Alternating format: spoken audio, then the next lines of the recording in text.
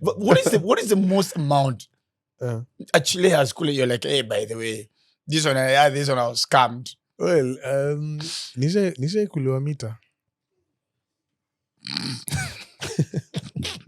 You need to keep friends who you complement each other, not bring each other down. Sijui wivu, siwezi enda club ya beste yangu juu ata make do. No, go there, do your thing. So your kid comes in. Does it change who you are as a man? Yes, it does. It does. Because now I know I have to provide for a family. Goddamn. Now I know on Sunday I have to go to church with the family. I have to be seen there.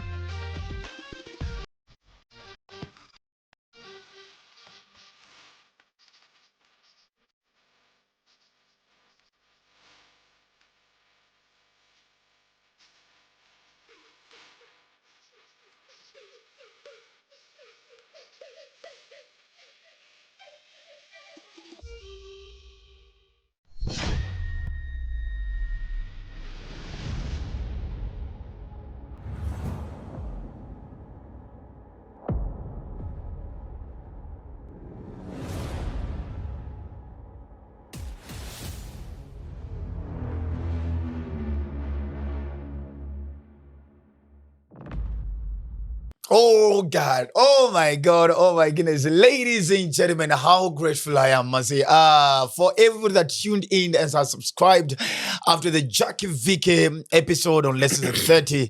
Man, I just want to say something. And the love is too much, the lessons that we're learning are too much, the feedback is amazing, and how satisfied I am every single time when I see the numbers are increasing, the views are increasing, knowing that there's somebody's life that is getting touched outside there.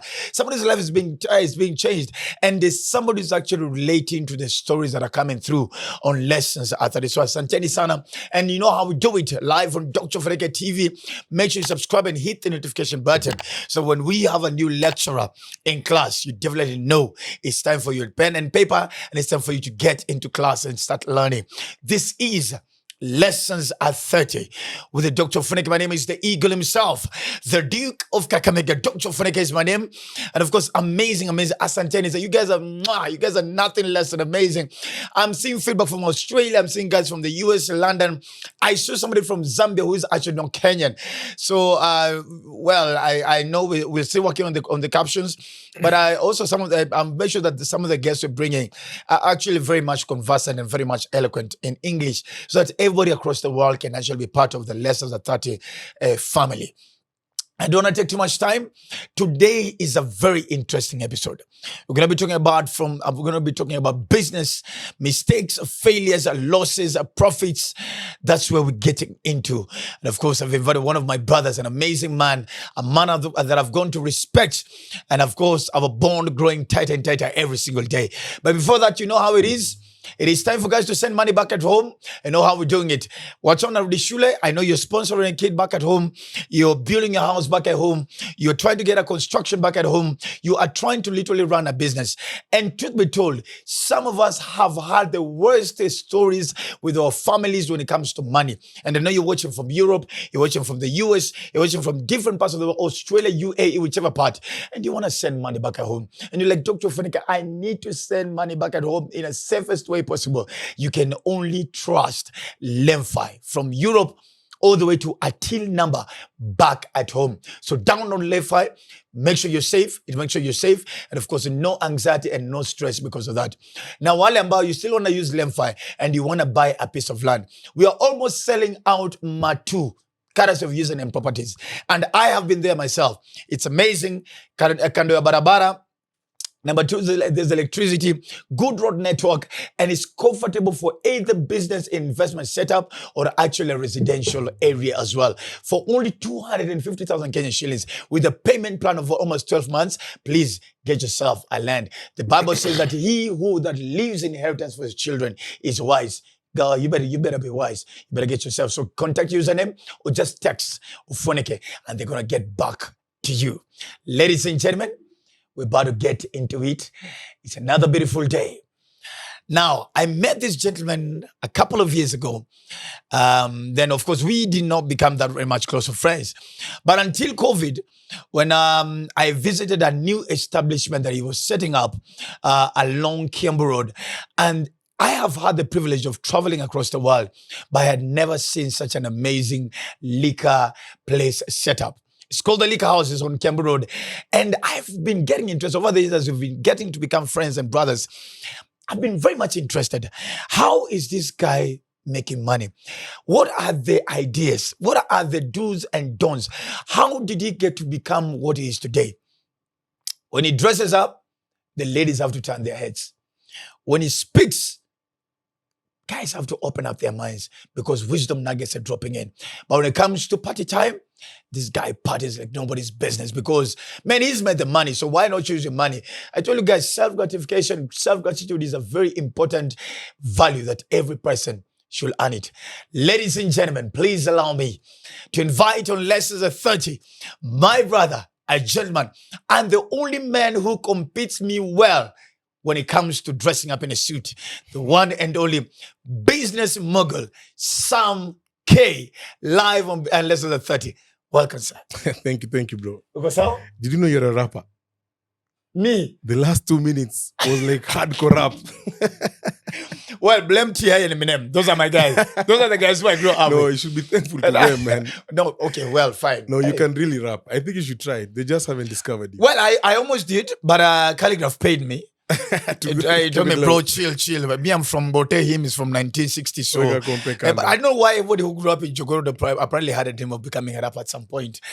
Then you move to uptown, then you realize that's not really what you really want to do. Uh-huh. Did you because you really come up as I look at you as a Jay-Z, Really? as a Dr. Dre.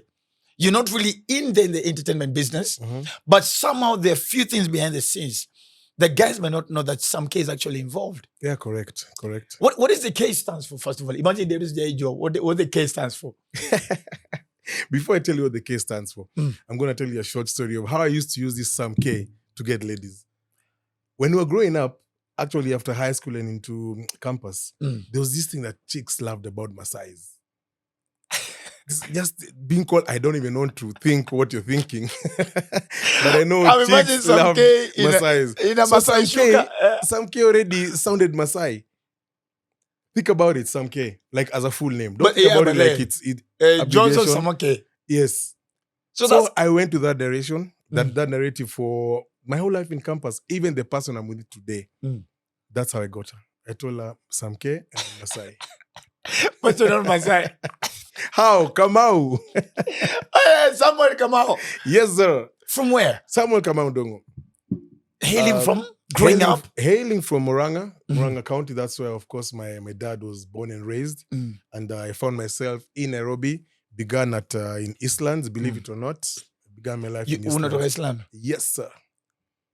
Now this one, it's in disbelief. You've never I look at you and I see Brayburn, Brayside. I told you the other day, I was joking in the office, I told you how at times I feel jealous. I feel like I should punish my dad. You know, sometimes I wonder if it's a good thing or a bad thing to be associated in such class. Well, really, I began very humble, like most Kenyans. I was born and raised in Huruma Estate. You know Huruma? Yes, I grew up in Huruma as well. I have a Block A house number 1, next to Mama Titi.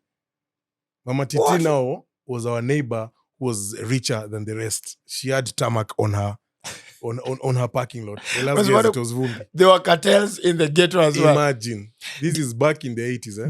Did it affect how you growing up? Did you notice that you guys, because Jack and I were having that story in the past episode.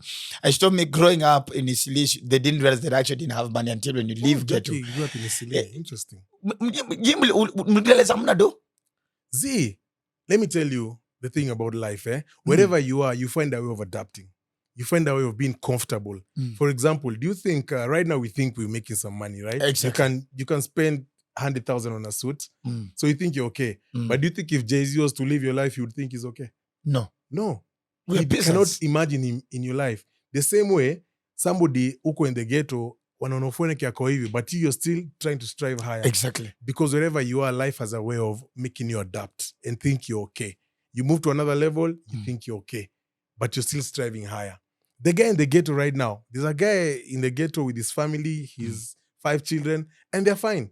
They know they cannot go to Westlands for a meal, I but get you. they're living life as it is. The kids will go to school, whatever kind of school it is. Hata kama nalipa school fees. Ama nalipa thao 10, they're surviving.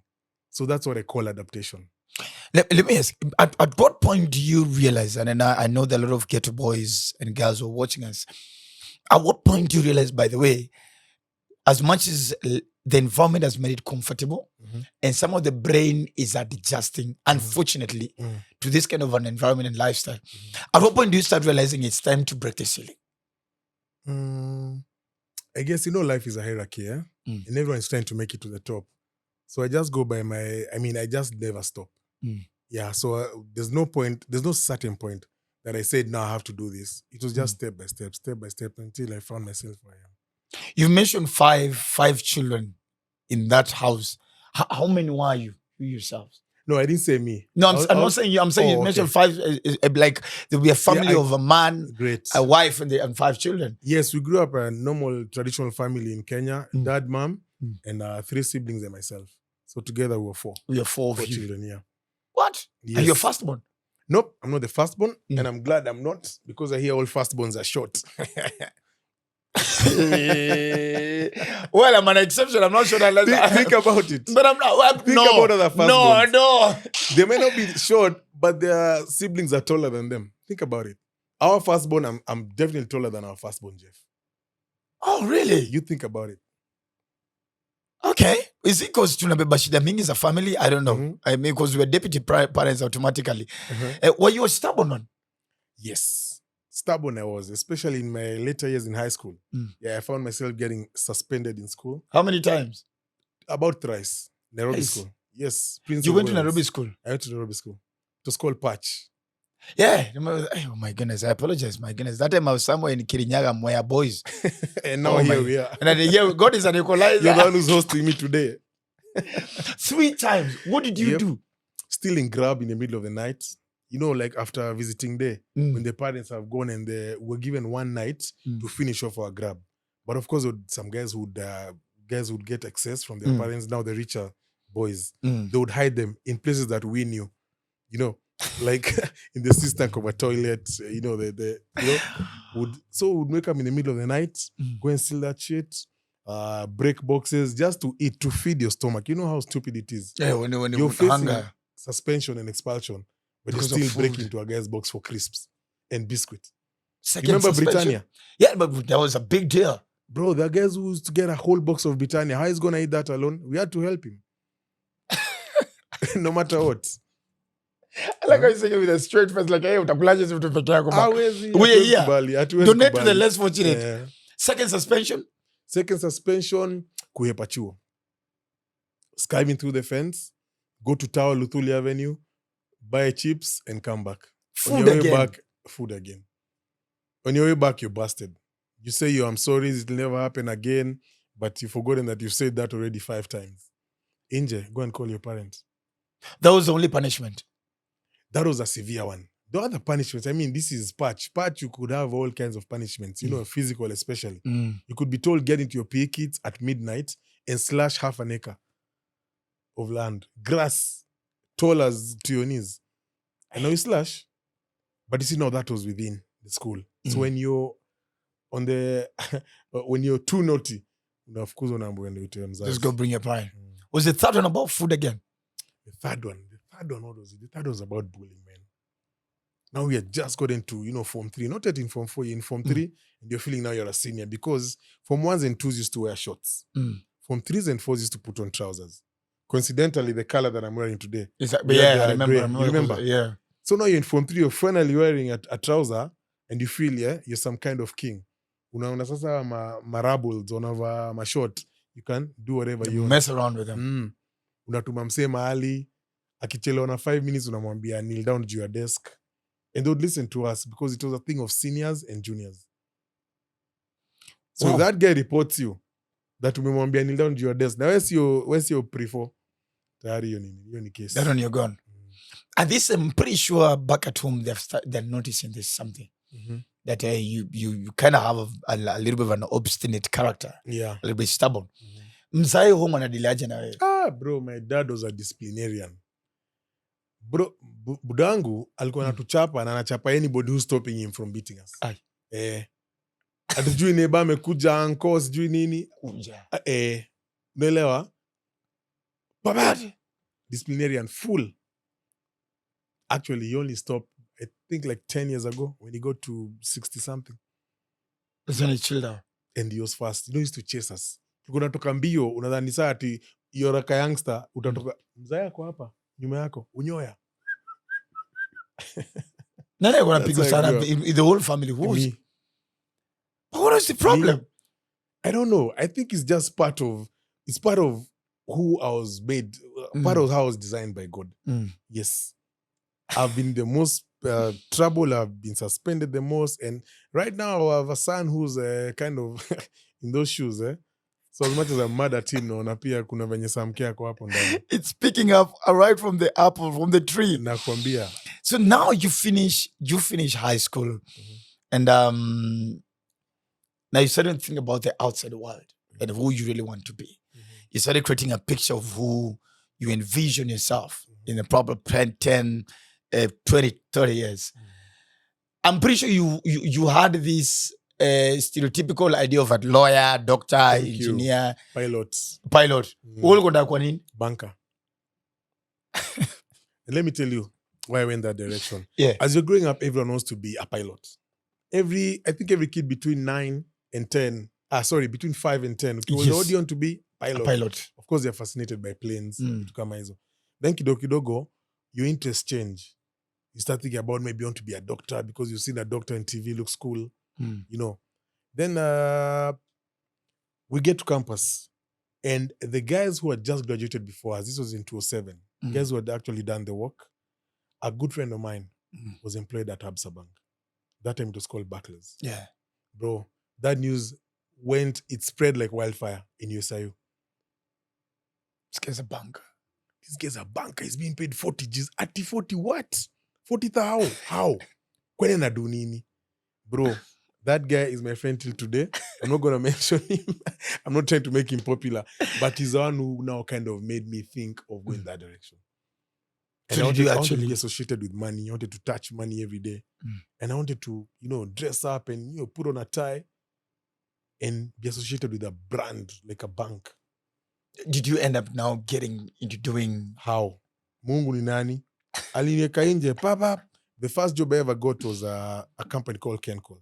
Telemarketing. Yeah. Never heard of it? Yes. I don't even know. I don't know if they're still... I don't think they're active. If they're active, maybe they are maybe a sub provider of probably telecommunications equipment or something. Yeah, so we were told, okay, you guys have just finished campus. Come in, we're giving you a clean 15,000 per month. 15. All you need to do is wear that thing over here and make calls. You don't even have to close the sale. Just make calls, just advertise. The company now we've been listed. But I was there for only a week. I was fired. The hell? Bro, suspension 3 times. Then now your first job again, suspension follows you. A week later. Bro, it was just, you just needed to talk about the company. Bro, it was not about talking about the company. There are people who could do it better than I did. And that's how life is. There's somebody somewhere who will always do something better than you did. Or better than you can do. You know that? Yeah. Yeah. So you have to accept and do for your own path. So you just couldn't, you failed. I failed at that terribly. How was your first firing like? How was you getting fired? How did the communication, how was it done? We went to work one morning. We were told to meet at the boardroom and a couple of names were called. Those names was among them. We were told you guys remain behind after the meeting and the other guys were dispatched, after morning briefing. After that, we were told, you guys, there's an excess of staff, so we'll lay you off for some time. We'll call you back. But I mean, did you know it was a lie? Any clever mind knows your time has come. I ain't coming back. Because why me? Why not that guy who's gone to work? Yeah, ameingia shift yake. Mbona mimi naomba niende home wataniita. Mtu wa kwanza kuambia mafuta job ilikuwa nani? Nimevutwa. Chali mwingine alikuwa Christopher. Christopher what? He was like a pointy guy and alikuwa mdosi hapo. I think Christopher something. And alituambia Samuel Kamandungu, a couple of other names. Tukamba, you guys, See you on the next one. So now you've left. It's a whole 15,000 job. I'm sure it was a big deal. Well, it wasn't like the 40,000. You moved out at that time? Moved out? Hell no. I'm still living under my dad's roof. Do they know how much you earn? Yes, they knew. My mom was, my mom, is the kind of mother to know everything. She knew exactly how much my payslip would read. And she told me it's not time to move out yet. Hold on. Relax. Right now, you cannot afford anything out there. But now it's 1 week. Mm-hmm. You're home. I'm and home. They're realizing you're not going to Jobo. Mm-hmm. So how do you tell dad or mom? But the guys... I just told them your job ikona stress, hata watulipi poa, nasikia sijui watu Barclays. Dad, please just get me somebody at Barclays. I will make you proud. Sio Kencall. Yeye ndio kutafutia Kencall. Kencall sio alinitafutia. Kencall tulipata aje. The news went in Usayu that there's a new company, telemarketing, nini waso apply. So we quickly applied and we were shortlisted. And that was it. That was it. So now that this first attempt to probably now get into life and start knowing what life is in terms of employment and everything. So now you're back at home. What is crossing through your mind? What is the next step for Sam K in his mind? I think that's the point which I started thinking about business, because as you wait to be called somewhere and to be placed, you can't just sit at home and do nothing. My mom was a businesswoman. She's professionally a teacher, but she retired. So she opened a shop in Nyamakema. So I used to go to my mom's shop, just watch as they're making sales. We used to sell, she used to import these hawkers items. Like when you're in the street, in the traffic, marimaris. The ones who carry marimaris, vitu zote, calculators, shades, all those things. Madel collectors of it. So let's go to a shop. Then I started now kind of seeing how trade works. You buy this, flip it over, sell it, realize a profit. Yeah, and it looked quite comfortable. And that is why I said no to employment. And I've never been employed since. At what age is this? Wait, what age was that? I think I was 22. So actually, so you've never been employed at all? Never. Never had a boss? Never. I've had a boss by partnership. You can partner with someone and they're obviously way above your grade. Maybe because of shares, I don't know. Exactly. It's such things. Right now, my boss sits in Western Towers, the MD of Samsung. I call him my boss because we're in partnership. Yeah. And I have to, do what I have to go the direction they give. Yeah. So did you get into what Mom was doing? I'm going to find my own passion in terms of business, what I really would, the tool of trade, then now start investing into it. I'm a ulianza kuuza the same things your mama alikuwa anauza. No. Actually, what happened is my dad was hella bent on getting me a job. So there's no way he was going to open for me a business. My mom obviously has to back up what my dad wants. Exactly. Yeah. So what I did, we had a hangout joint in Garden Estate, where I grew up. Now, after I moved from Huruma, we moved to a place called Garden Estate. And there was this hangout joint called Vivid. That's where we used to meet in the evening. You and your 200 bob, unapiga drink. A drink was like 50 bob, a beer at that time. Talking about back in the day. So nilikaa hivi nikaona, si upiga drink jioni, watu wako njaa, lakini hakuna mtu anauza food. Una get? So like everyone is starving at some point. And that time, Garden Estate was not developed. The nearest shop that would sell dish at that time was probably kilometers away. Nobody has a car. You cannot afford a cab. So you starve and walk yourself home. Until that's when you're going to have an opportunity, bro. I started selling hot dogs. Oh. Yes. I went to Nakuma Thika Road. Nikabuy ile bun ya, that packet of buns that has 6 buns. Yes. Nekumuka? Iyo. Nikaeka hapo. Nikaenda Farmer's Choice.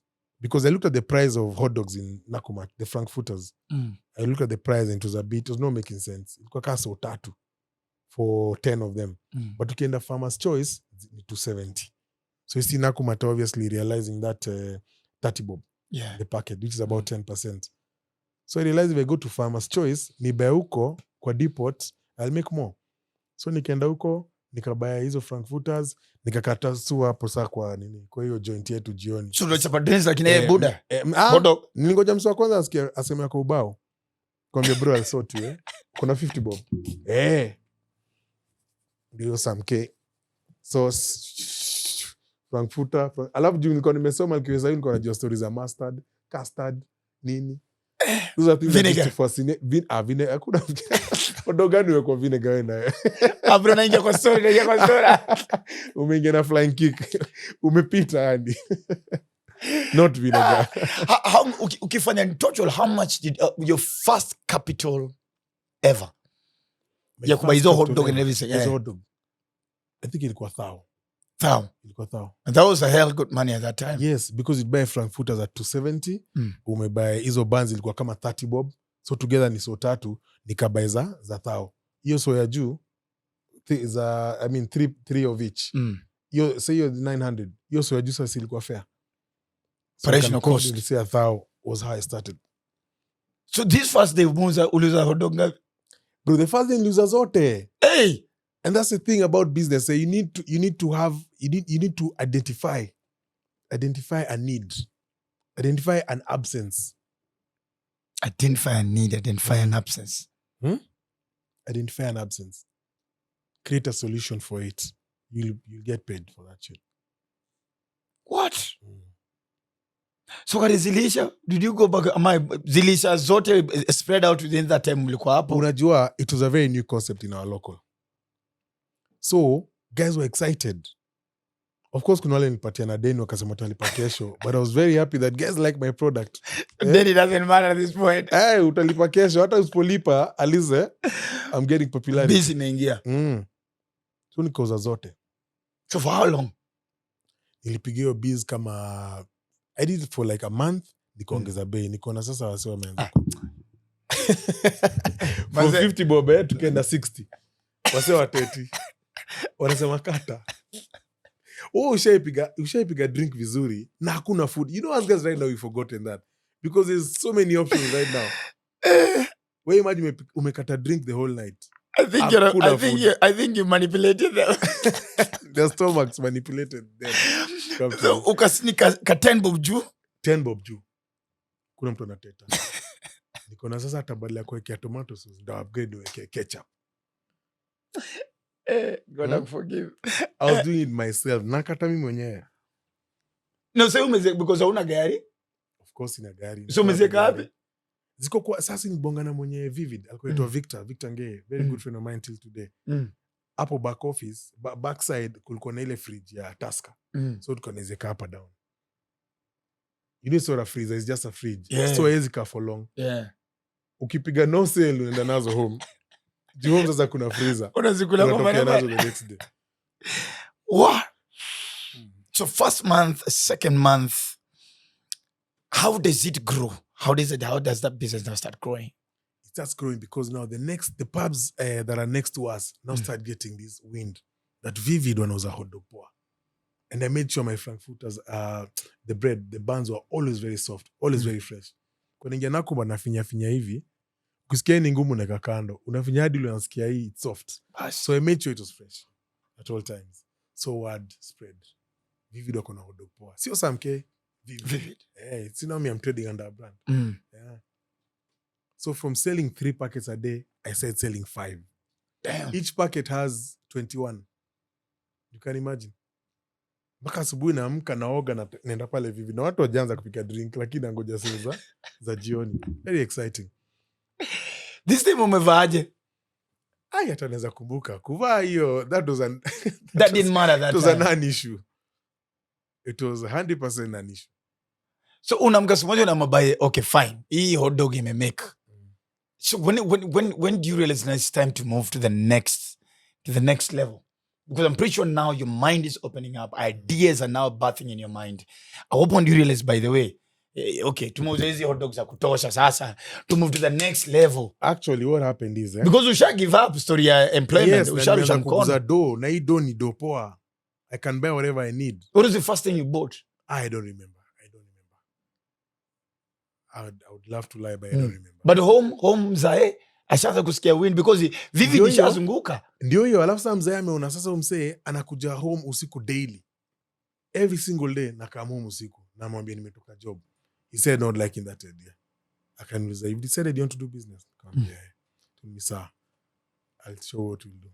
Akanifungulia shop ya phone accessories. 3310.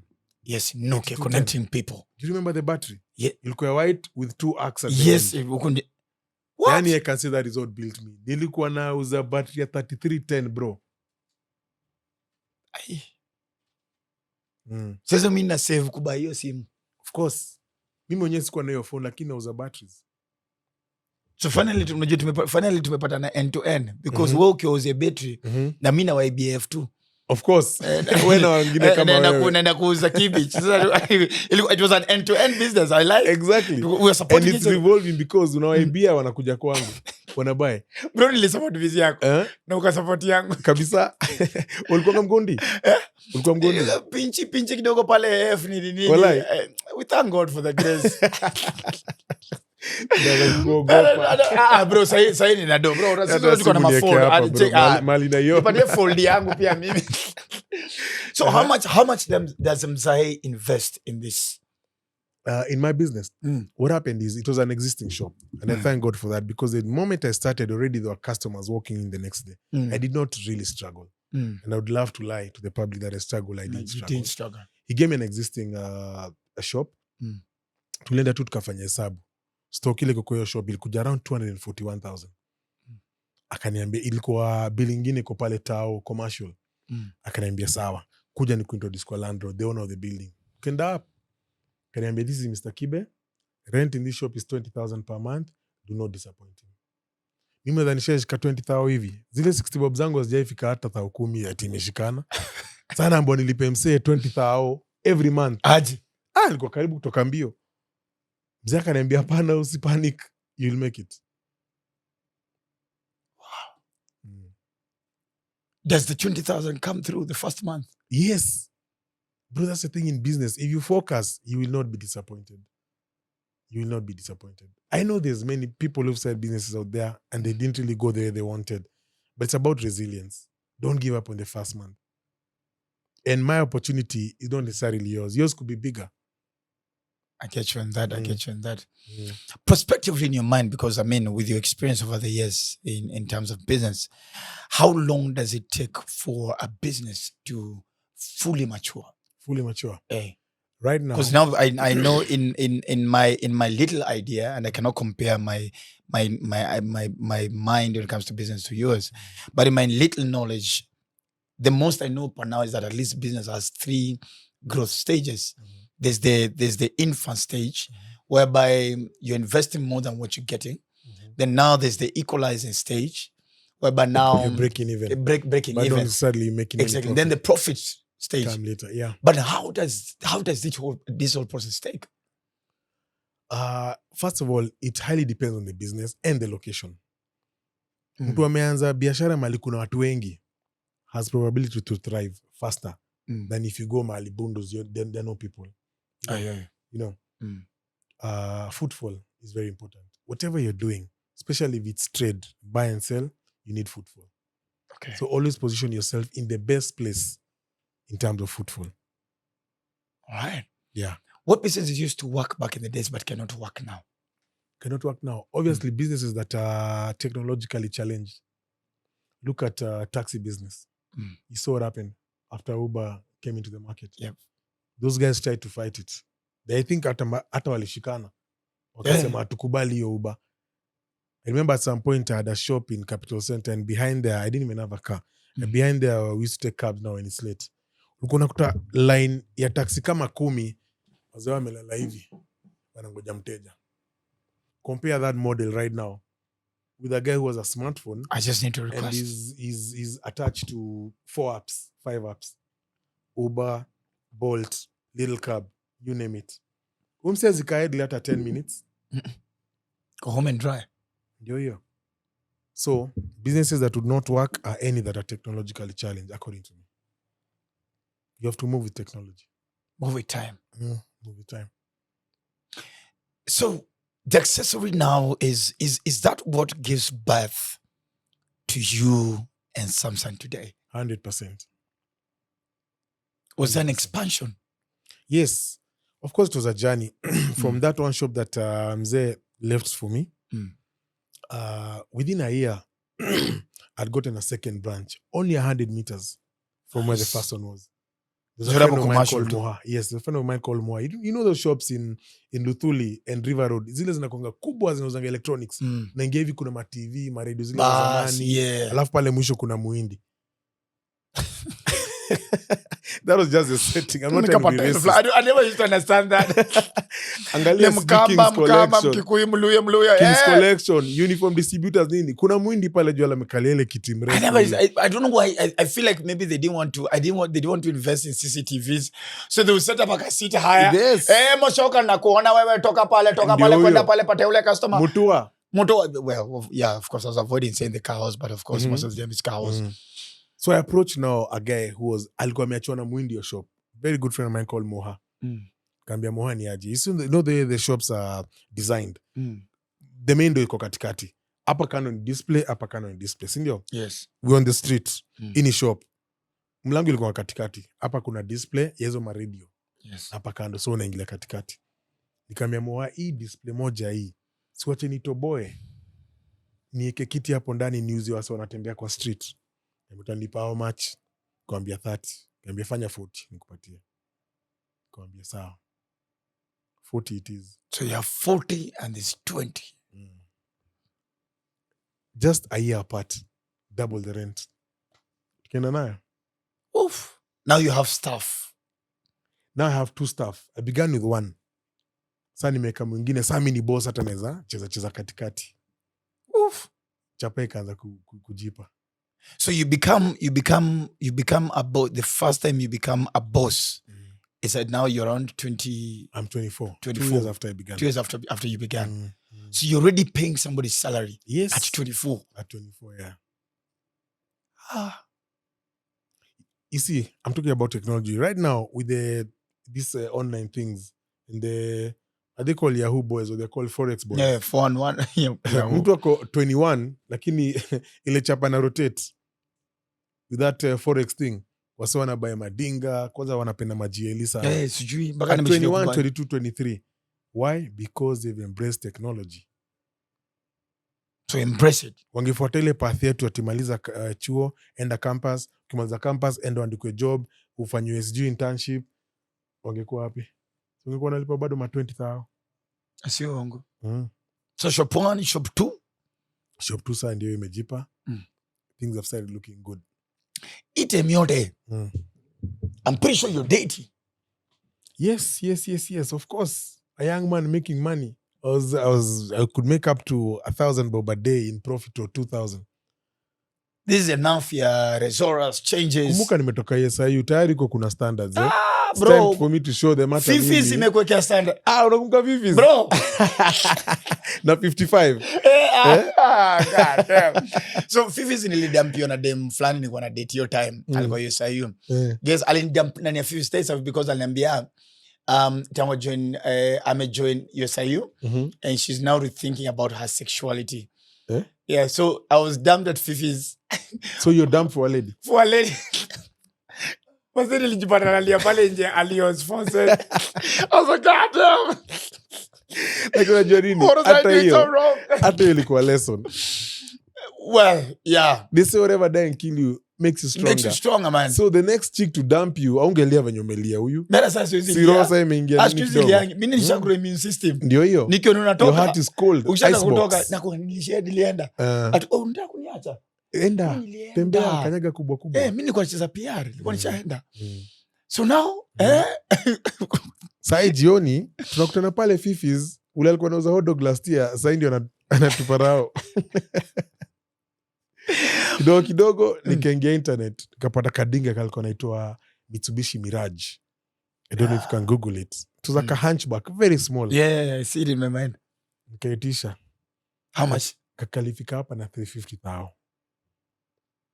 Doko store mall kuma import nani? Cost. From Japan. Niko na mabase wana import madinga. Jeez. Sasa nimeanza kuwa full boss. Niko na dinga na pack dinga yangu nalipa ile how much was parking? Either 40 bob or 70. I think around 30 bob or something. I don't know. Nalipa hiyo 40 bob ya kanjo, dinga yangu ndio hiyo.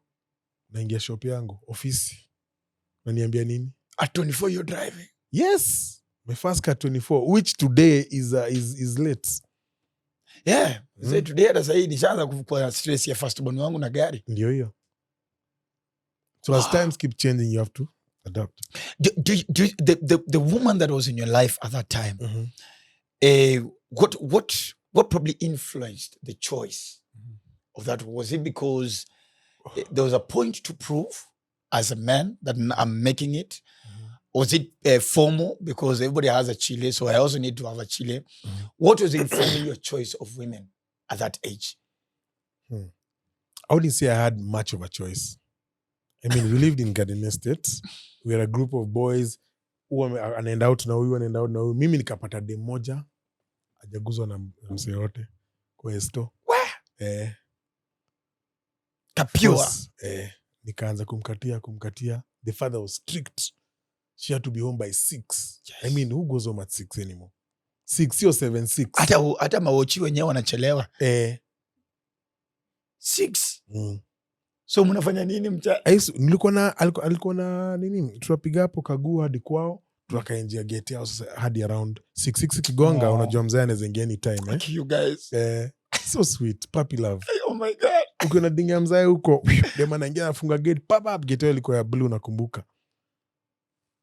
Nakula kona. And guess what? I ended up marrying her. Whoa. I ended up marrying her. Few years down. How many years? Our wedding was in 2010. We were together probably 9 years before that. So it's almost 19 years. Almost 20 years. Kitu kama hiyo. 20 years, my God. What is wrong with you anyway? I still haven't forgiven you guys for deciding that I'm going to host the divorcee party. We'll get there. We'll get there. Life took us that direction. We're getting there. We're getting there. So now there's now growth that is visible in your life and even within your family. I mean, you guys have moved from Oroma to get an estate. Now your bros, are they also getting into business at the same time? My small bro Alex is still in Yesayu. My big bro Jeff already cleared. He's in the phone business. Of course, Mzaya alikuwa tuweka hiyo direction sisi wote. He had a shop. Kidogo tukasikia amepata green card. Akainua. Akaenda US na deni yake. Akatuacha hapo. You guys will sell 3310. When nimekuachia Sony Ericsson. Ndio hiyo. And he left.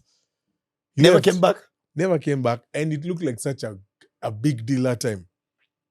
But I mean, green card was a big deal at that time. It was a big deal. But do you guys go over to see him? Now, he was only there for 6 years. Akasikia venye mtaa kunaendelea. Venye nasikia tunaendelea. Mimi chaba ikadinga, nini. Yo green card, I can picture him doing this. Alirarua hivi. Sema. Jamaa alirudi. After 6 years. Alirudi. Sasa mimi ndio namuonesha biz. Why is this funny? Finally, Twists somebody and turns of understood. life. For me, I did 2 years. I did 2 years in the US. I was like... After campus, summer? No. A little bit before COVID, I had made a decision to relocate.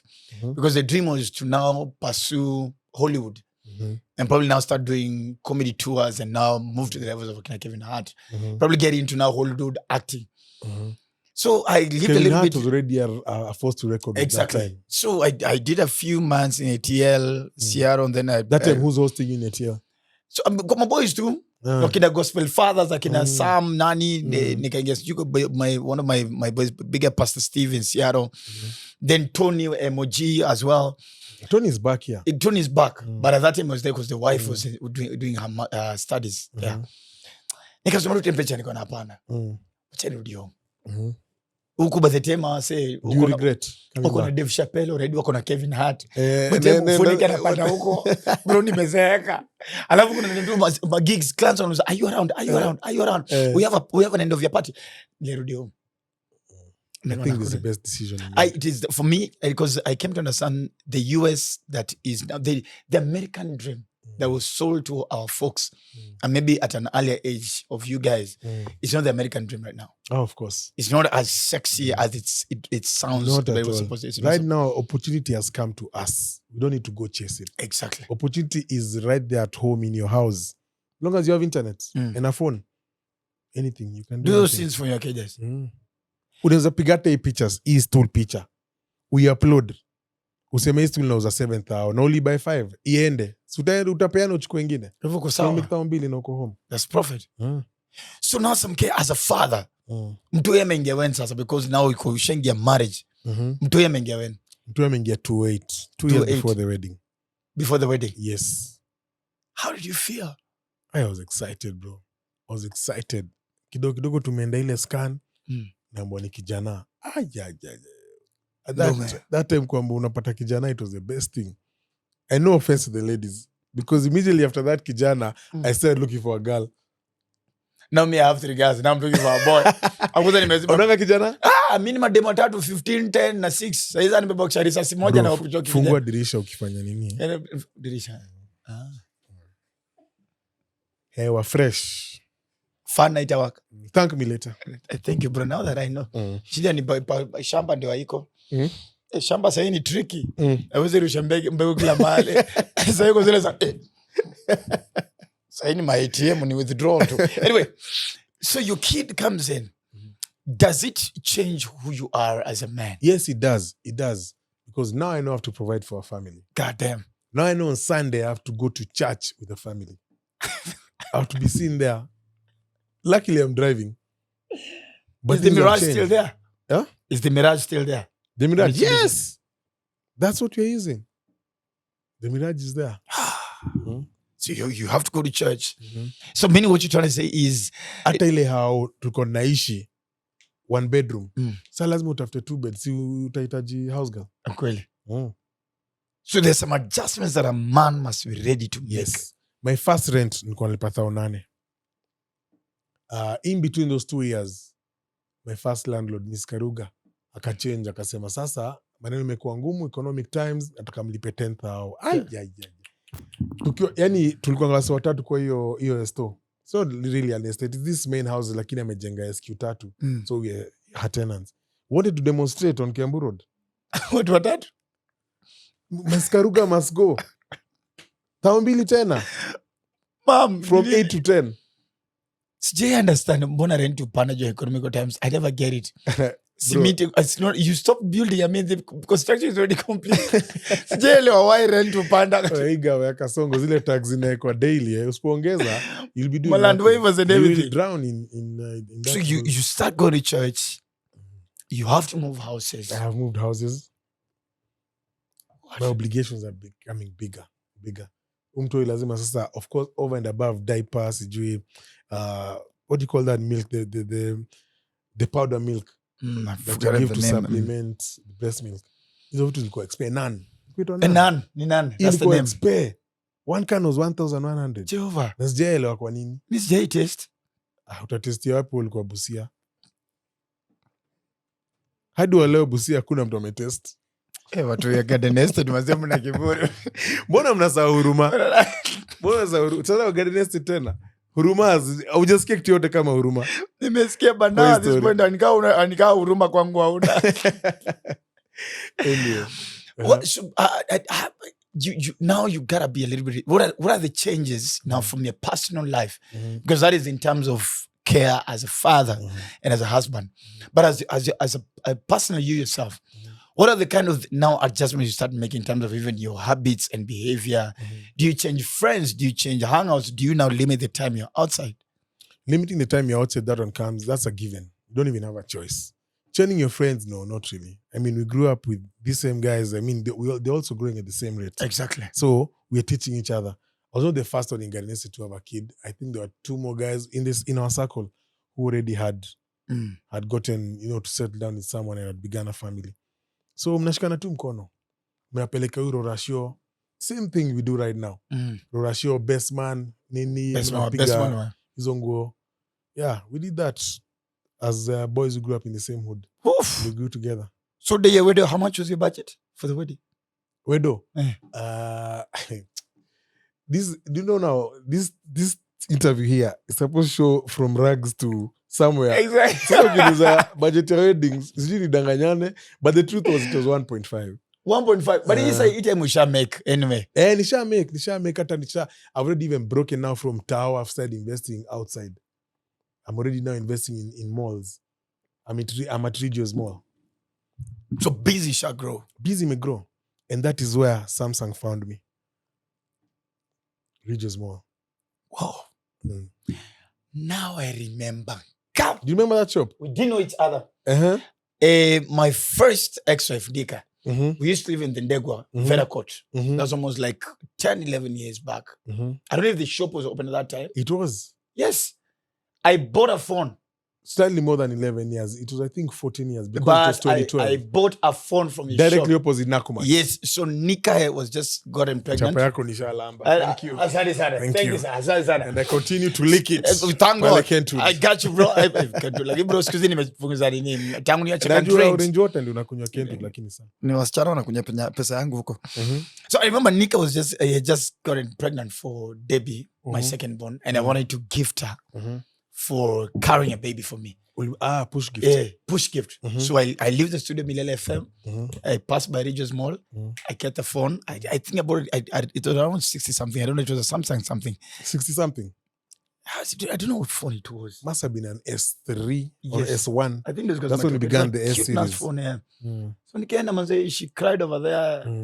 Then you know me, I'm a typical village man. Me, when you cry, I don't know what to do. I'm like, so what the hell? So the manalia they give to relax. Don't make a big deal out of it. So I remember that shop. Yeah. So now we've expanded. You've done the widow, and now you're pretty sure this is not the only business that you want to do. You're now thinking of now I can do other things. First of all, I've already started setting standards. At my wedding, I was fortunate enough to get a gift of a helicopter from Honorable Kabogo. What? Hiyo shop ya Ridgeways, Kabogo had just now been named the governor of Kiambu. Of Kiambu County at that time. And the CFO at the time was a friend. So nikamwambia, bro, you're not buying for your minister's phones. Mi nawapatia simu safi, Samsung, nini, Origi. I'm like, sawa, hata umejuaje, we needed phones. Damn. Honorable akaingia shop yangu personally. In how much? 42,000. Give me 30. In how much? 12,000. Give me 4. Can you imagine that? Imagine akinikiuza jokes. Yeah. Nikiuza hii joke ni how much? Itachekesha watu wangapi? What? Yeah, now that was me. Did you know he was coming? Yes, tulikuwa tumepanga na CFO. So but now but una feel wa unasema nini? Anasema 30, mimi stock yangu yote haijafika 30 phones. Ati haijafika. Si unaweka simu moja kwa display alafu moja hapo. Uko na kengine hapa. Mteja kuuliza kala ushaanza kuchoka juu sasa. The color that's there ni hii. So what did you do? Because he wants 30 per piece. Yes, nikakimbia kwa manini, kwa wholesaler Luthuli, Mawaria. Of course on consignment, na kuachia gari yangu, leta hizi. Kiambu County nao unajua alipi cash. Unajua busy account. Kawaida. Ni uandikiwe ile LPO, nini, document, blah, blah, blah, wait 30 days. Hey. Wedo ulikuwa na helicopter, my G. Lakini ilikuwa ya bure. No, but you see, gift of access. You see now, which is actually standards. Which influences my next question. I've studied you over the years, and you have a very relatively recognizable circle. I can literally know. I mean, it's Gabu there, Fasha there, it's Jack there. What do you choose the friends or the friends choose you? I think nature does it for you. You might want to choose a friend, but if you kama mskizani, you'll go separate ways. So I grew up with a totally different group of people whom we're still friends today. But later on in life, I met these artists that you're talking about. And we really clicked. And we did a couple of projects together. You know the Peony projects. Yes. We did projects with Had the Band. Yes. And my friendship with Peony stuck. Because you guys are tight. Yeah, we are. What? But I'm sure Frasha pisses you off at times. He stopped. Just kidding, amekuwa mtu wa God. Ametulia. Sijui kama ni kuzeeka. I think Ako sawa. now basana tuanze kutoa kofia sasa. I mean when age comes. Aya akitoa kofia hakuna mtu atamjua. Eh?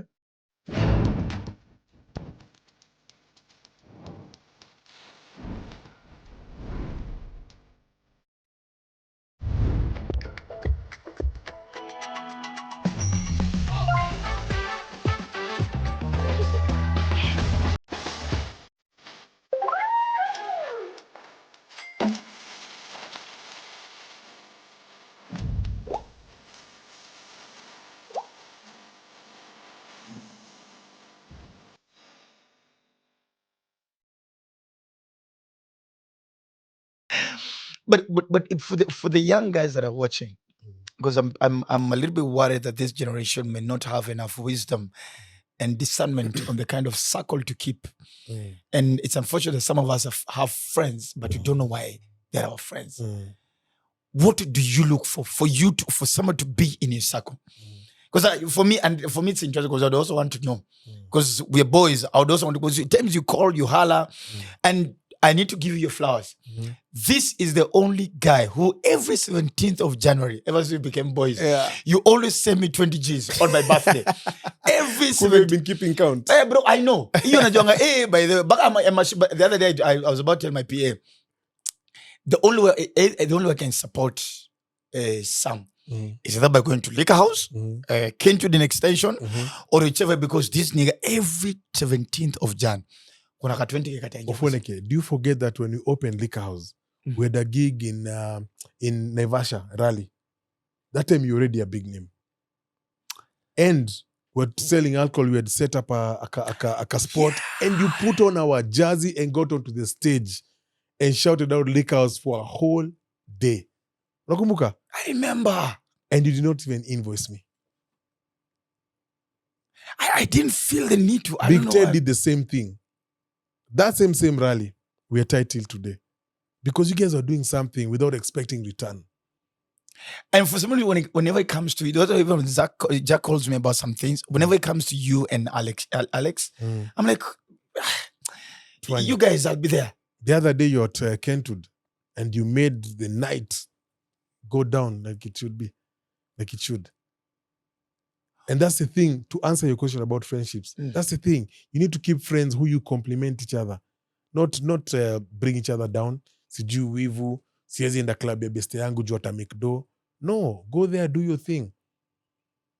Then let the guy compliment you in another way. It doesn't have to be today.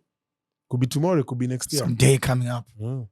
I'm talking about something you did for me in 2019. I don't even remember. Of course. Ukumesahau. What? Baya kuna msali niuliza, we, kwani unalipa Ofweneke how much?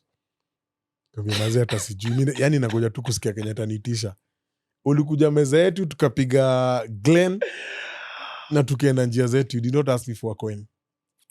And everyone in that camp knew about Liquor House, in supermarket mpya imefunguliwa Kiamburo. They could even see the logo because you had it on your back and on your front. God damn. God bless our friendship. Wallahi.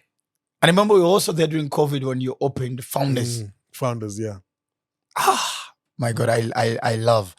I'm pretty sure success comes with its own attacks.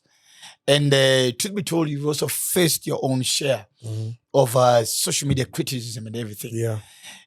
Did you at any point feel like, hey, this will mess me up? Yeah, I feel that till today, man. Every single day you feel as if too many eyes on me. Somebody somewhere is going to try and pull me down. But that should not stop you. Get on it. It should catapult you forward. And remember, the most reason is guys tried attacking your parental skills as a father. Yes. I had a terrible 2 weeks. I wanted to call. There were two things I wanted to do. I was either going to call you or do a video in your support. Actually, Obina did one that really made the situation better. You saw what Obina did? Yes. First of all, what's your beef with Obina? I have no beef with anyone. I have no beef. Let me tell you. Anybody we don't have beef, eh?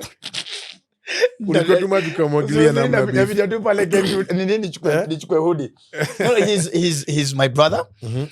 I just think, of course, we are there's some values that we don't align, which is normal. I know you protect the boy child a lot. I stand for the boy child. I don't tolerate. I stand. Anybody that's against boy child and the growth of men, I will come at war for you. Come at them. Yeah. So, but he's my bro, and I really do respect what he does.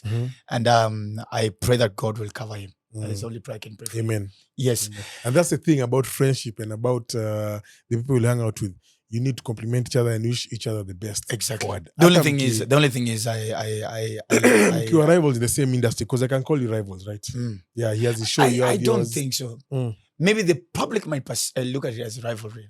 I don't. The reason I don't call it rivalry is because I realized you only get envious of somebody when you've not discovered your own path. Because once I know what my path is, then I will never have to be jealous about something. You don't even have time. I don't have time. You get? Because you're focusing on exactly. That's why he called me on his show. I went. He called me. I called him on my show. It ended the way it ended. But I respect what he does. The only thing is I want to apologize, but I respect what he does. Okay. Good. Fair enough. So you came out as a typical African father. Disciplinarian, full. You don't joke about that. And I'm glad he beat me up the way he did. Hey, my dad never used to joke. Alitutandika. Even my sis who was a girl, yani, alikuwa tandikwa kama sisi tu. Same. But I'm telling you from that, and wherever my dad is, God bless you. We are all like this. We're 4 siblings, as I said, and we're all straight. Hakuna sijui nani amekuwa mgondi, mlevi, nini, conman, wash, nothing. We're business people with families, proper values, and we owe it all to that music. And it's good because you just made it clear. There's also been a lot of stories saying that some case ni wash. Of course. And in a way, that makes me happy, because if I can do something clean, sijaibia mtu, lakini watu wanaona kama ni pesa ya kuiba, that means I'm doing something good. Kuna different lembe ule best yako. Also your friends with some king be pia uko wash. I'm like hey guys, relax. I know the only wash is I take a bath in the morning, so chill out. Relax. Mimi nasemanga hiyo wash nikafundishwa ndaichapa mbaya sana. Imagine whatever I have clean na inani glorify hivi alafu nijue kwa wash. Sinda kwa mdosi sana. Usimaruta kana amani hapa. And that's the thing with business, many people attribute success in business as your hard work, but no, it's not only your hard work. From where I sit, it's a bit of a mix. Number one, kuna God. Never underestimate that. Beautiful. God's blessings will always show you the path to take. Number 2 is doing right. You know what I mean by that? Doing right. Give back to society. Do not usioshe say, if you expect a service from me and you've paid for it, I will deliver. If I don't deliver, I will refund you. Nobody out there right now can say I owe them even a coin. Wow. And I believe that is what shapes my success even more. Because there's no one out there crying about you. They're not tears against some K. There's no one. Umaichukua loan? Bro, mini baba loan. I take loans like a nonsense. Ninaogopa. Yeah. Wacha nikuambie Ofweneke, another thing about business. Do not work with your money only. If you work with your money, yes, you will take steps, but there'll be small steps. You work with somebody else's money. Be it the bank, be it whoever, you have any financier, you will take major leaps. Work with your own money confines you. Sasa niko na 100,000. Nataka kufanya biz. Na by kitu ya 100,000, niuze nipate 5k ama 10k, sasa niko na 110. Sawa? Nikienda bank, nichukue mita, na wewe uko na so yako, nani yako mbele? As long as I'm able to pay that bank. Exactly. And I'm confident that I'll pay it. Nikilipa hiyo mita, sinena nichukue mita 10. Wewe uko pale kwa so yako sasa imefika 150. Ati bro unajua sasa uko 180. Pole tu God and bless. God and bless. No. Bro, you need to be a risk taker. Go for it. Go for it. I've taken a loan up to 88 million. Jehovah. 88 million. Siku ajua mwenye nitailipa. Bro, loan 88 million. First of all, ndio banki kupatia 88 million. Wadhani itapatia mtu yote. That means they've already seen something in you, which already is a plus for you. Kwani banka wako ni pastor, prophet anaona Hakuna. tile 88. It was not my first loan. You grow up, you grow to it. No, siku nilichukua loan ilikuwa ya 2M. Niliharakisha kuilipa. I was like, I cannot walk around with this. God damn. What the hell were you putting up? Tower of Babylon? No, it was a block of apartments in Lavington. 88 million to acquire the land and another couple of millions to set it up. I like that you're saying it casually. 8 floors, 5 blocks. If I didn't borrow that money, you think that thing would be there? No, it won't be there. It wouldn't. So you're a landlord as well. Lavington. 105 units. Ekuweme. God.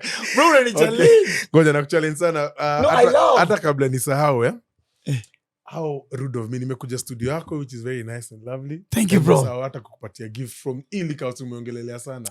This is for what you did for me in 2019. Jack. Mzile za kulia hapa. Damn. Thank you, Ofweneke. Fungue saa hii na tuanze kuipiga, There's only one place. Those of us who are still enjoying your money and what? Jehovah's. Ndio hiyo. Do you know how to spell this name?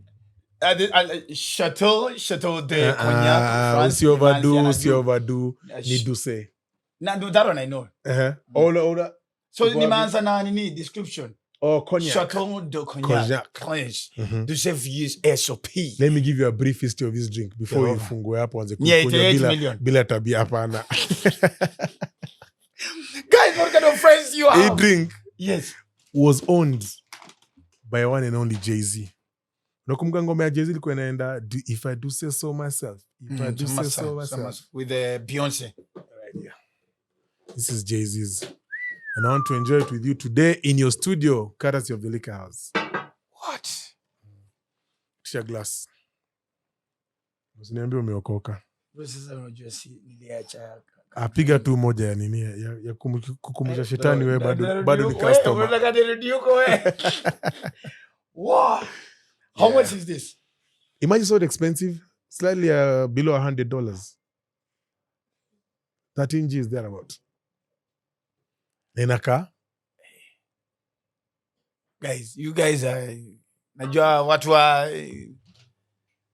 all the way from Liquor House, ladies and gentlemen, Campbell Road, next to Astral, a little bit opposite Walkabout. Yeah. All right.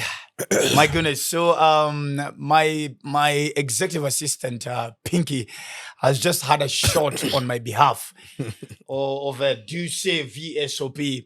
Nisone mademo na DM, oh my God, Ofweneke when can come for sleep over at your place. Wait. Kaa nyumbani. Tafuta Holy Communion. Thank you, bro, for this. And I promise you that I'm always going to be there to support your businesses. Thank you. And that one you know for sure. I appreciate it. As we finish up, because I'm pretty sure you're a very busy person. You're here, you're running this, you're running that, you're running things everywhere.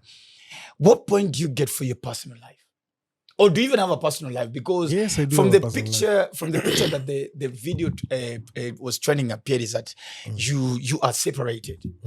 Yes. The wedding I mentioned that I had in 2010.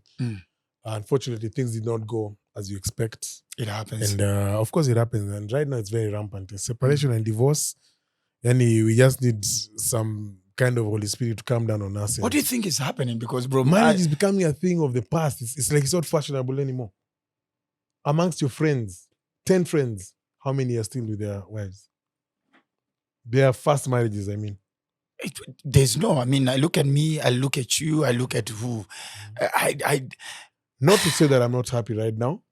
That's a thing that you deal with. Yes. And you move on. The kids are there, they have to be raised, they have to be, have you as a father. But that means that your life stops. Right now, I'm very happy with somebody else. And we are raising those kids, and she's super supportive. At what point do you say this is not working as a man? At what point is it time to leave? My Ali, as a relationship inakuwa toxic. and toxic to the levels of now it's bringing you down as a man.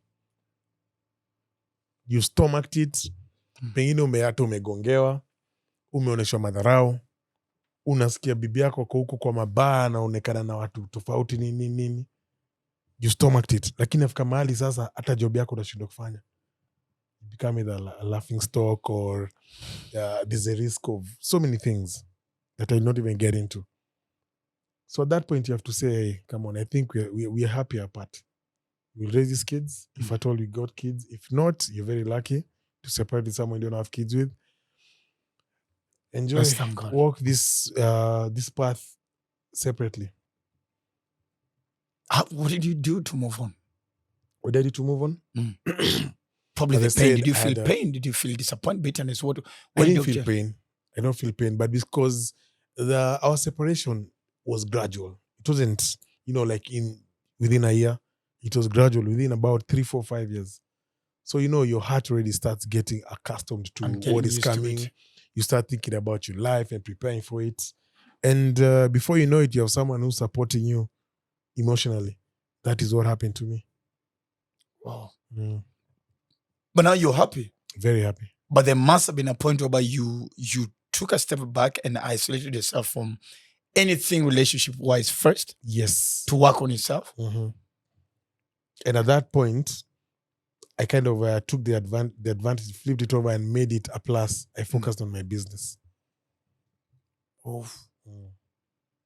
Saying in the red flag yako, madam. What is your red flag in a woman? Red flag? Excuse me, red flag, the mob. Shisha mob. Unataka kuwa dem na anapiga shisha kama. Atuko sema. Anapiga shisha kama gari ya moshi. Unataka kumweka pete. Pete neza potea ndani ya moshi. Profuga mint. Hey, shit, man. There's a ring over here. Anyway, I'm not against any lady who takes shisha. That was a joke. I also sell shisha wherever I sell it. So, shisha vendor. I'm not judging. I mean, from hot dog to shisha. Just here. So, but in terms of values, what do you look for? What do you look for in a Chile? In a Chile, godliness. Number one. A Chile who's born and bred in Christ will always be a plus. Nice. Yeah. Beauty, of course, utakuharibiwa watoto. But I would say for me, beauty is like number 3 or something.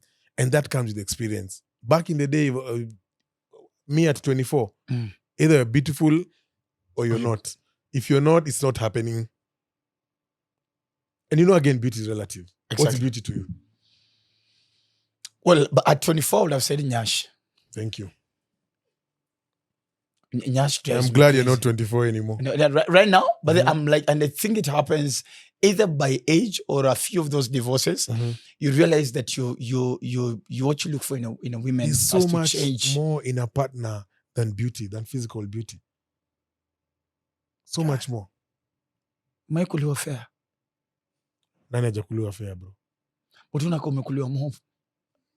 Walai, kwani si ukaaje watu. Ikisa mke unakuliwa kwanza ticket ya ndege.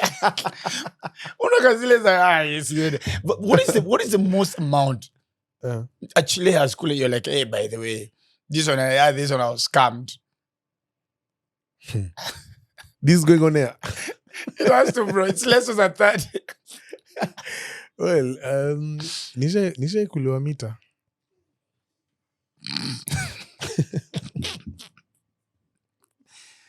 What? Piga shot ingine ama. Bro, ulikotua fair million.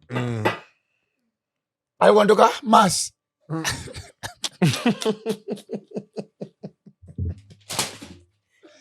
Damn. A million nakutafuta. For me, a million you no longer an attractive element. You're a thief. Nani amesema simtafuti? Niko wadisia kama 30 wanamtafuta mpaka saa hii. How long? It wasn't long ago. Nika kwa shida wewe. If you knew when ulikula fair mita moja.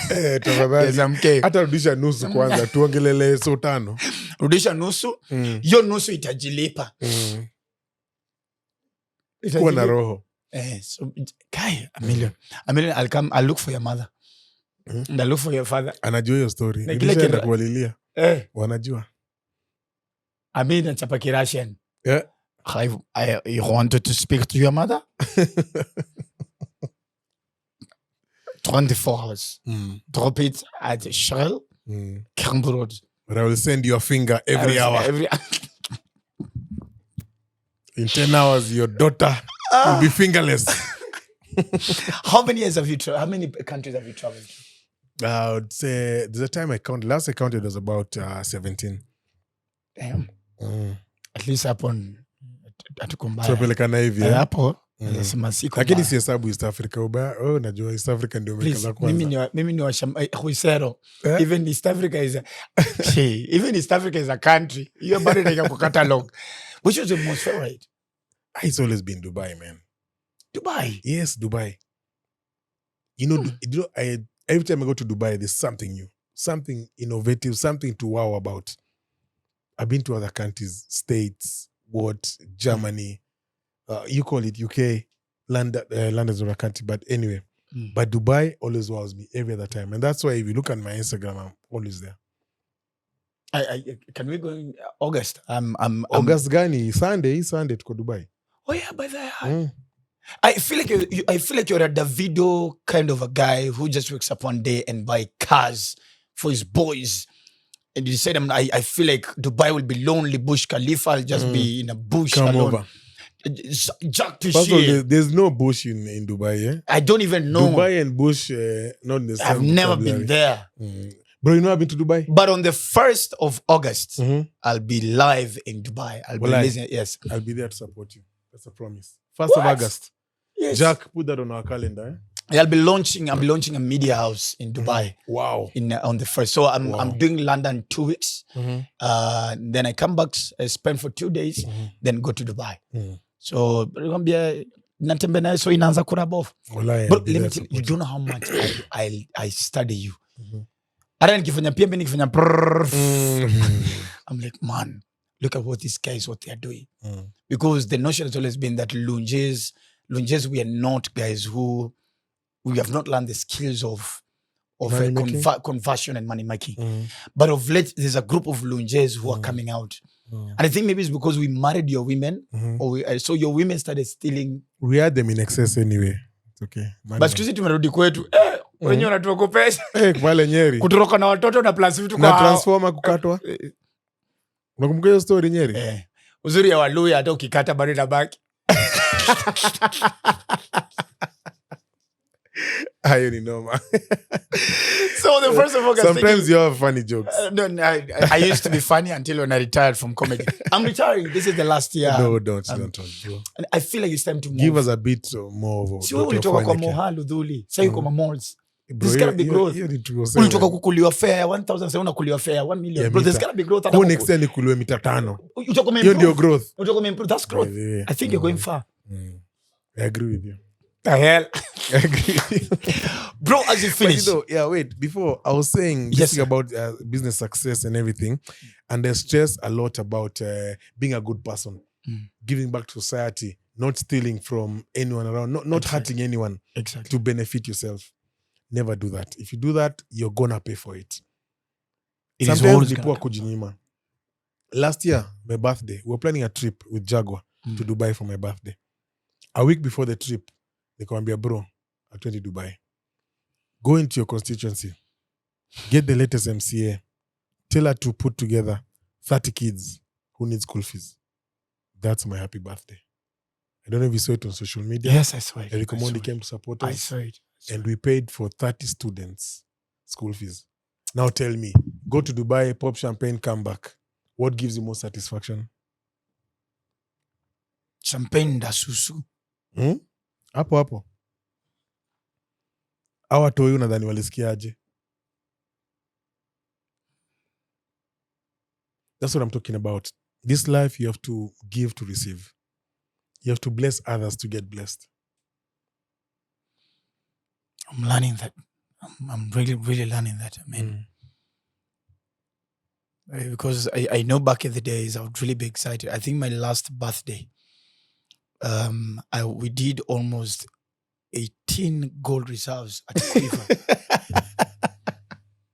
No, that's what I said. I never want to give a testimony like that. I even said it on, I don't know which bloggers were there. And said, man, you're never going to see me pop champagne on my birthday. I was so embarrassed. It's embarrassing. I think it was actually towards the verge of me quitting alcohol. Because there was the guilt of COVID. I was out during COVID. And now God has given me a second chance. I feel like I'm even actually doing better economically than I was before COVID. Of course. What the hell am I doing? 18 gold reserves? Bro. Plus, I don't know how many shishas. This year is a sad story. I don't even want to hear the rest of it because... But the success story is... Do you know what that can do to a kid out there? I was embarrassed. Those kids in Starehe constituency, the ones we got to upgrade to a school, some of their school fees was 19,000. 19,000. A gold reserve is 19. Is 19. Champagne moja zisiupiga. 19. Akina the Vuvekliko and everything. Vuvekliko. You pop a champagne worth 28,000. Na mtoya anasoma na 19. What are you doing? Please, as a big brother, please tell it to my face. Shame on me. Shame on you. I take it. But the thing is, before I discovered that, I was exactly like you. I was popping champagne. Lemgasbi manze, I karibu nikata hiyo kitanda nilale hapo nisusu kwa nini ama isitoke because I'm like all this money naenda wapi kwa drain. Ami susu ichote mahali uifunge uiuze. Ni store alizurudisha hata 10% ya ile. Yeah, that's life. As we get done with the interview, and of course, thank you so much. I don't take this for granted, and I'm pretty sure there are a lot of guys who've learned a lot of things. The notion has always been there's a place you get economically and successful in terms of business. Then you start thinking politics. Is that something that has hit your mind? Not really. I have a few politician friends, and forget about what you see, face value of it. Behind the scenes, it's a lot of work. It's crazy, and it can really go. It can down on you to a place that you will wish you don't even want to hear the word politics. So for me, politics, no. Unless I'm beaten by some bug from Mars, I'm never going to get into politics. What about you? I was to go into politics. Then before I got into politics, I got into prayers first. Into prayers? And God was very keen. He told me, you will not be elected. You'll be appointed. You'll be appointed. Yes. So yes, I will get in, but not through ballot box. Bro, I really do appreciate. Thank you so much for coming on the show. And I'm stuck on one. The only way to rotate wealth and success is give back. Not the only one. Number two. One is hard work. Sorry, one is God. 2 is hard work. 3 is give back. 3 fundamental principles. My list of principles. How many staff do you have? I'd have to count, but slightly above 200.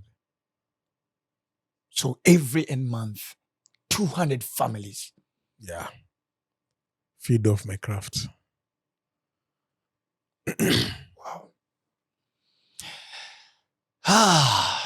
Ladies and gentlemen, Samando, aka Sam K, top business mogul, live on Lessons at 30 with Dr. Ofweneke. It's such an honor. And I think for me, my takeaway, 1 is the fundamental principles about business. 2 is start from somewhere and don't be scared of being a risk taker. When it comes to business, just be honest. You just do whatever it takes.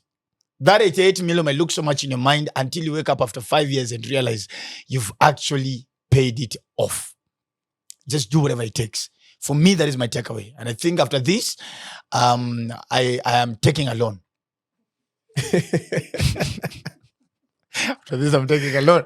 I will guarantee you. You will? Yes, I will sign. I'm getting into a few business ventures. And I'll be sharing with you because, of course, I still revere you as a big brother. So there are few things I'll come for advice from. I have to break the economical cycle and the stereotypical notion about the lawyer men when it comes to money making. Do your thing. So I really, really want to do so. I'll be coming to you. So once I'm done, then you'll tell me how much I need to collect. So any woman who's interested in me, for now, please stay off. I have a premeditated loan to pay. God damn, 88. Jesus, my goodness. Tutaipiga. Yet unalipa na anointing oil. Okay. Ladies and gentlemen, listen to the third Dr. Ofweneke, asanteni sana. And that's why you should be a risk taker when it even comes to buying a piece of land. Using and properties is waiting for you. Just text the name of Ofweneke, and of course, they'll be ready to serve you there. And wale wengine mazelemfa, you know how we do it. You know, get your money home safely. Get your money home without anxiety, without worry, without fear. Tuma home. In fact, right now, as you're watching, you can literally, it's your mom's birthday, it's your brother's birthday, it's your father's birthday. You want to get them a drink and say, you know what, I'm not home to celebrate with them, but I need them to get something to celebrate. Mom needs a champagne, dad needs a bottle of whiskey or a can of beers or something. Do this. You can actually, through Lemfi, tuma pesa kutoka Europe, direct into liquor house, right? So what I did there. And get them a drink. Lemfi is safe, it's assuring, it's trustworthy, and it's faster. I don't know why you send anybody through any other platform if it is not Lemfi. Make sure, please, subscribe. Dr. Ofweneke TV. See you on the next one. Our guest lecturer today, unless it's a 30-some-K, has been nothing less than amazing. God bless you. To all the ladies and to all the men, you can sort yourselves out. Santeni sana. Have a good time.